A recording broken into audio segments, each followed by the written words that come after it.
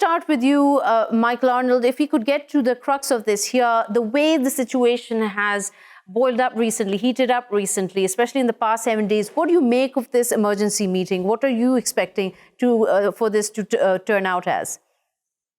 Since April, but specifically in the last couple of weeks, we could say the last 10 days, the escalation in Idlib, which has now directly involved Turkish troops. They have a single observation point that's been surrounded. As you mentioned, their convoy was almost hit by an airstrike. In fact, the convoy was hit, but it just was Syrian rebel escorts that were casualties.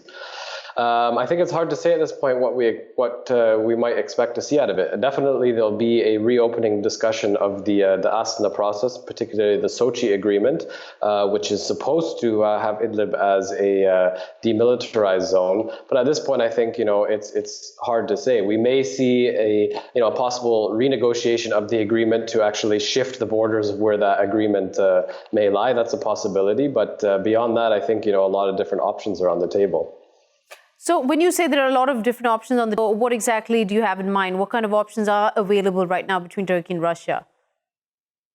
Well, I think Turkey has a number of options, and each, of course, comes with its own set of risks and potential rewards. So one of those options is, of course, withdrawing from Murak, which is the observation point, which is surrounded by Syrian forces now. Now, as you mentioned, the Turkish Foreign Ministry and the presidential spokesperson has said there are no plans to withdraw Turkish forces from that area, and that they remain in contact with Russia about that. The risk of withdrawing from that checkpoint is that the very same thing could happen to other checkpoints in Idlib. There's nothing right now that is guaranteeing that the push of the Syrian regime, of course backed by Russia in this case, backed by Russian air power, will stop.